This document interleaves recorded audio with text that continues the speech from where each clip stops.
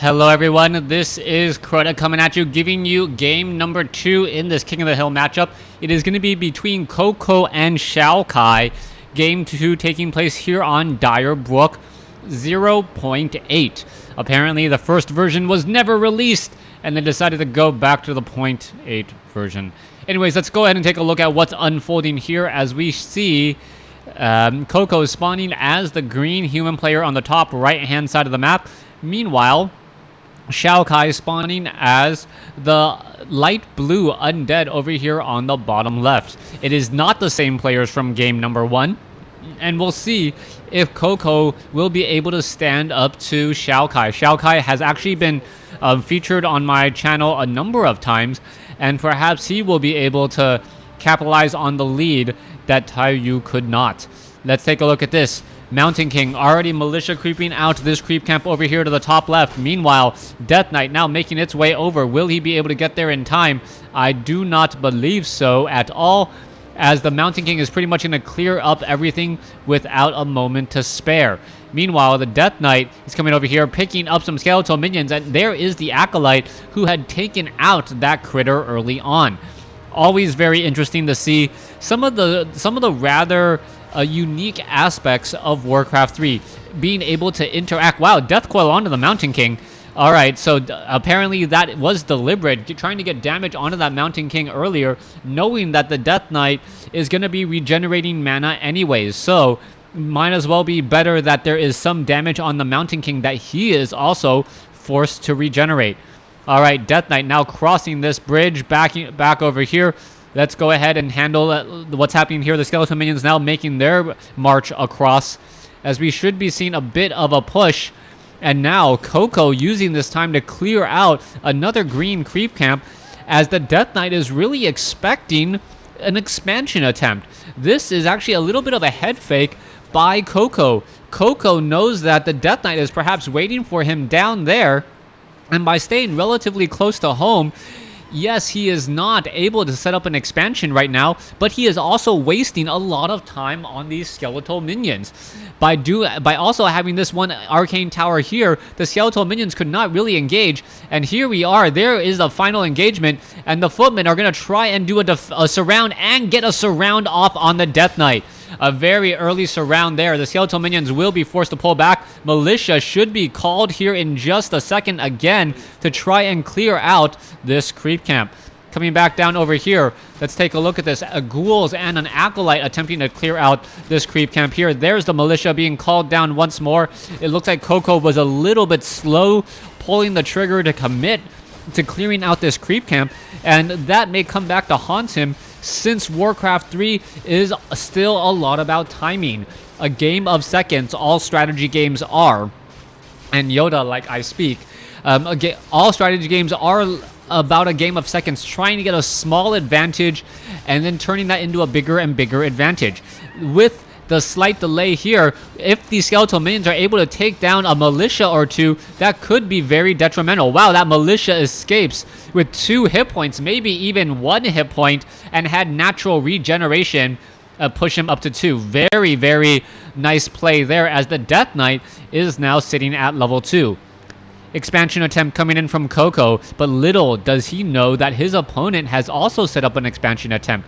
Xiaokai opting to not go for Crypt Fiends, instead went for a larger number of early ghouls before going into Crypt Fiends, and that allowed him to expand here without having the Death Knight nearby. Skeletal minions are coming around here. You can see there is one low hit point. Oh, there is another dead unit there, as the skeletal warriors are just trying to run back. Mountain King actually gets to level 3 though, and now KoTH is once again in the driver's seat, as he does have the hero advantage. Now, the problem is, does KoTH know about this expansion here? It looks like he does. I answered my own question switching over. KoTH knows that there is an expansion, and now he has to be a little bit concerned. He knows that his slight advantage is slight at best. Oh, I would have done the attack, Death Coil attack, taking down one footman there. Is this footman going to get taken out as the question? Nope. It looks like it will not. The Death Knight going to opt to instead run back home, pick up the Tome of Agility and a very important Ring of Regeneration. If he can get that, that would be huge. The Mountain King may end up picking it up though, and that is going to be problematic. That Mountain King picking up a very, very nice item. No, doesn't see it in the backfield. This is bad. All right, we see another Necropolis coming in. The Mountain King sees the Ring of Regeneration, sees the Tome of Agility. That Mountain King going to be even more difficult to take out, and Shao Kai really just let this one get away from here. Necropolis now down. That is a lot of blight as the Death Knight is currently surrounded. KoTH looks like he is in absolute control of this game, taking down another unit here as the Mountain King with plenty of, or enough mana for another Stormbolt, may get a free ghoul. All right, let's go ahead and fight back over here. No, it looks like they do not want to fight the ghouls. One low hit point footman, the Crypt Fiend now backing off. Are we going to see a Stormbolt? Come on, that is such an easy target to take out. Mountain King, you have the mana, you have the ability. Just throw your Stormbolt. And he does not. Instead, he's going to go after another Acolyte here. The Acolyte takes down one Acolyte here. Going to get another Acolyte there as the Mountain King. Is it going to be saved? No, it is not. Crypt Fiend. That would have been a very good micro by KoTH. If that attack actually reflected, preventing all the damage, that would have been very close. Also, I thought, it was a 33% chance or damage reduction. That Crypt Fiend had to deal on the upper bound of his damage in order to make sure that that footman with armor did not survive. So a little bit of a lucky break there, getting that extra kill. I don't believe the Death Knight was on the field to gather any experience though. Mountain King currently low on mana. Arcane Vault, no, nowhere to be found. Arcane Vault, oh there it is. Arcane Vault right there, waiting for more people to pick him up. All right, Staff of Teleportation just uses... Oh, I guess he doesn't want the Rock Golem to hit him with a boulder, which would interrupt the casting. Mountain King now running back over here. He does have enough for one Stormbolt, so he may be doing exactly that. Run in, Stormbolt a unit, and then teleport out.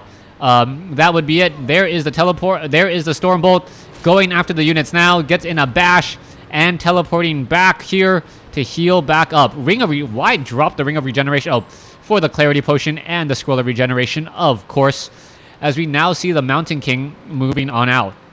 What I like about KoTH in the previous game was that he was actually using different buildings, and he was not set to a specific strategy. Getting those proxy workshops and getting that many flying machines on that side of the field really helped him in the end.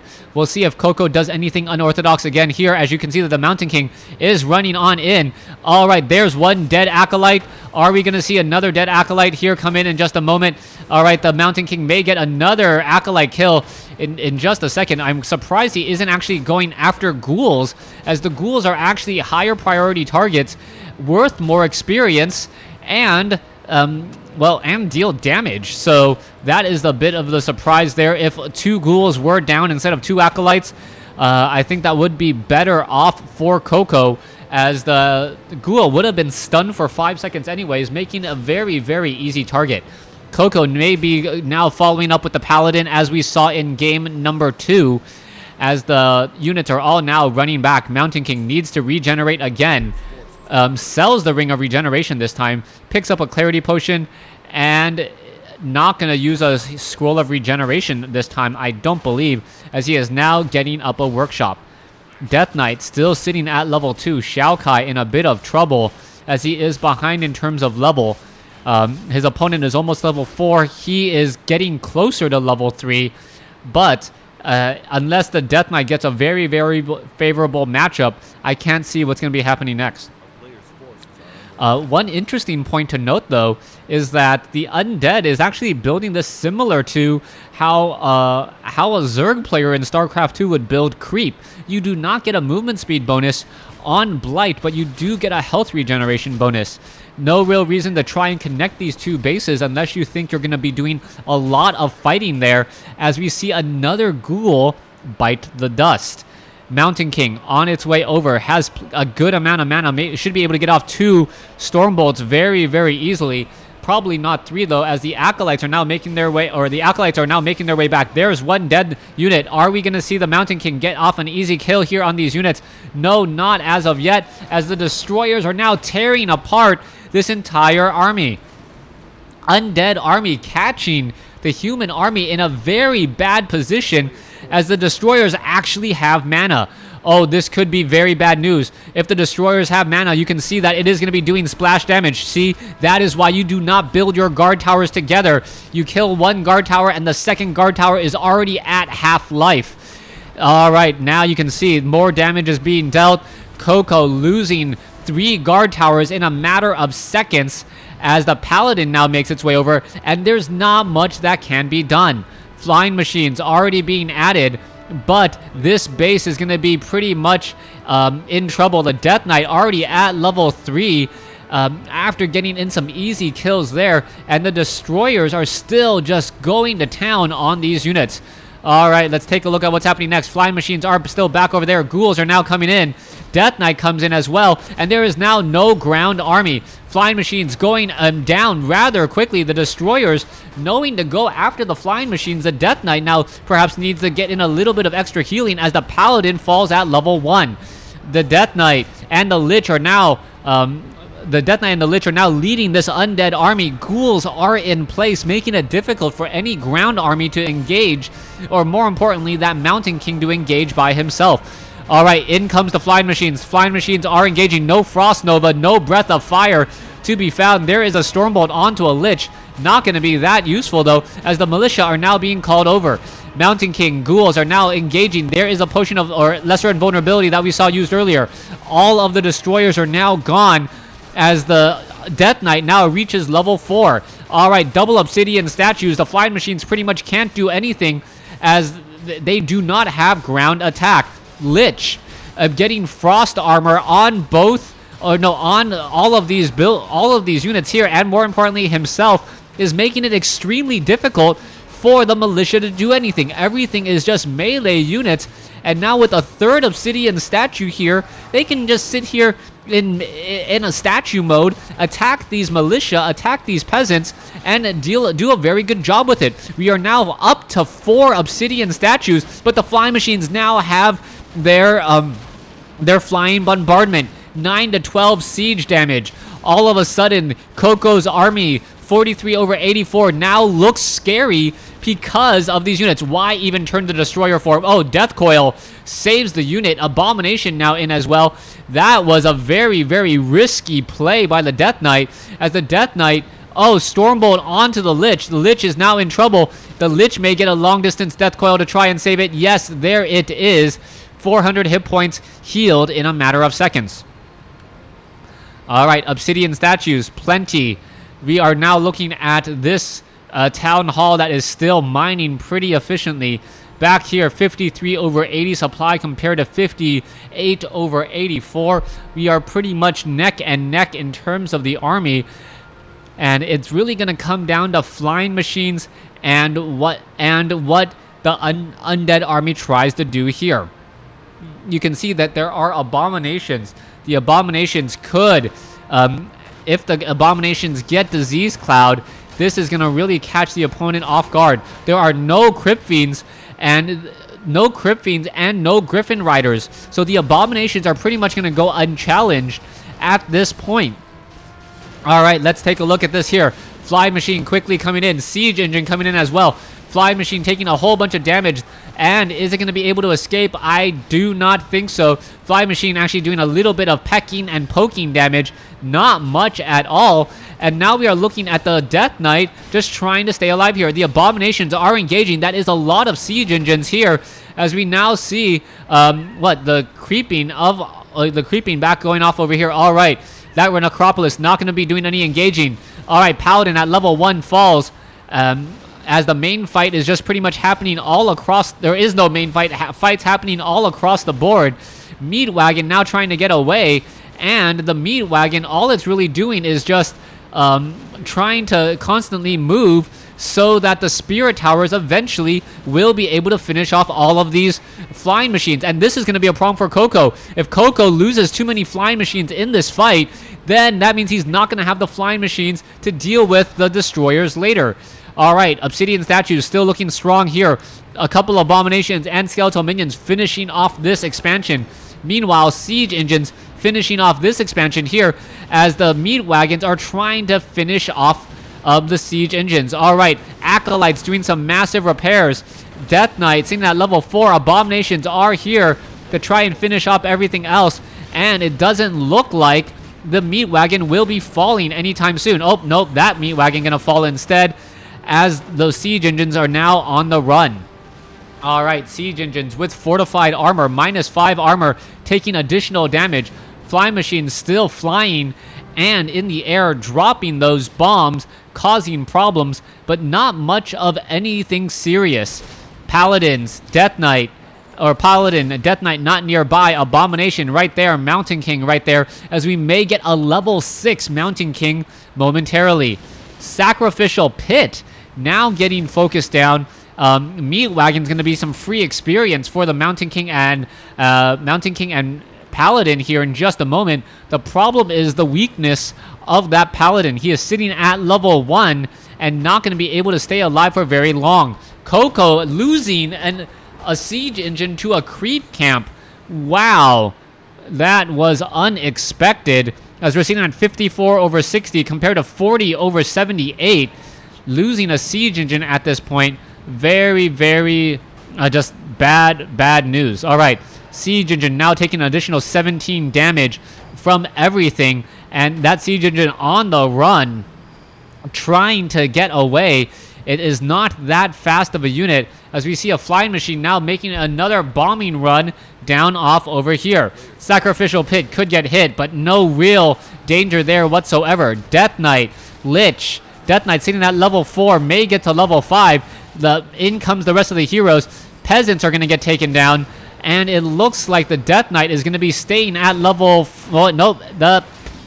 Take the peasant out, please. Please. All right, apparently that one peasant is going to be doing a very good job. Death Knight now 1 experience shy of level 5, and that is going to be important. Meanwhile, Necropolis going to get bombed down over here. Mountain King turning this into a bit of a base race.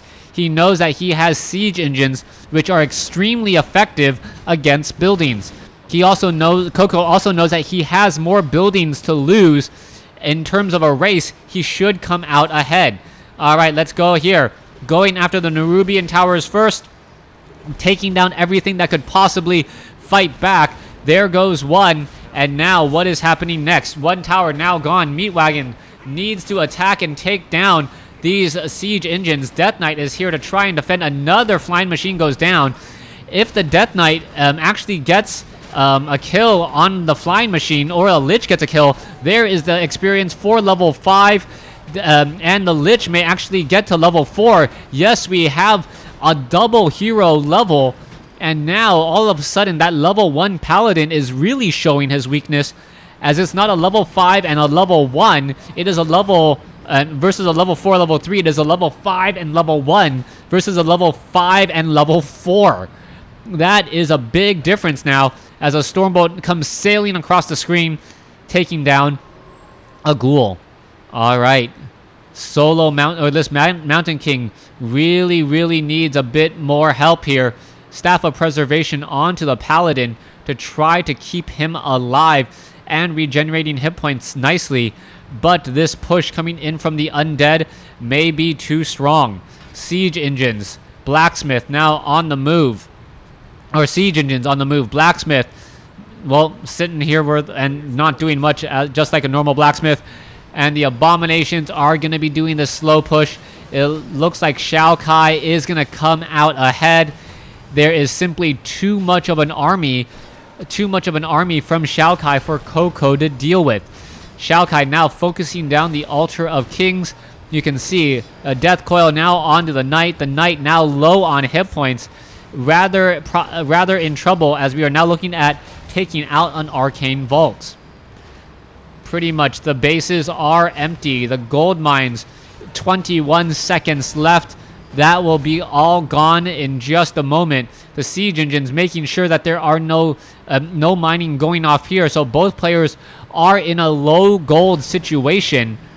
And in a low gold situation, whoever has the standing army generally wins. If you have the standing army and hero superiority, you'd definitely win. And that is going to be the case here. I think Xiaokai is going to take this game and move on ahead in this King of the Hill style matchup. Paladin, Mountain King sitting off over here, not doing anything useful. Let's take a look at the Death Knight. Death Knight now making a bit of a play inside. Knight now Staff of Preservation to try and stay alive. Let's take a look at these guard towers. They're going to be falling very, very easily. Mountain King could try and get a Stormbolt off onto the Death Knight, but the Death Knight is constantly getting healed by these obsidian statues, so any damage is easily mitigated as long as the Death Knight doesn't overcommit. He can be in the backfield and then finish things up. Are we going to see some absorb mana? Yes, we are. Oh, I think he devoured magic there, devouring the Staff of Sanctuary buff, giving him a little bit of extra attack. And now the Mountain King trying to teleport away will be able to do so. Now down over here, siege engines now doing a bit of that base race as we talked about. Mountain King finishing off acolyte after acolyte. Mountain King, is it going to get to level 6? That is the question. Meanwhile, the Abomination's Death Knight does not have a Scroll Town portal, going to be forced to run all the way back. And the Paladin is now just running here. All right, this base race is turning into a huge matchup. Mountain King sitting at level 6. You can see that the siege engines are just absolutely destroying everything here. Nothing repairing the siege or the meat wagon at all, as the destroyers are now showing up. Destroyer avatar of Mountain King should be able to finish off a lot of these units off over here. Is it going to be able to finish off another siege engine? If it can do that, that will be extremely helpful. This base race is getting very, very close, as the Death Knight is now being forced to chase after the siege engine. Siege engine's now very low on hit points. Mountain King, oh, was that a Staff of Sanctuary? Yes, Staff of Sanctuary onto the siege engine to try and save it.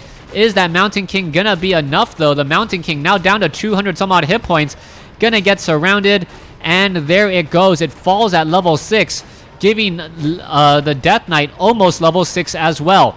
All right, a handful of buildings are left. Wow, this is extremely close. A handful of buildings are left. Mountain King not getting resurrected. Not enough gold at all. And with...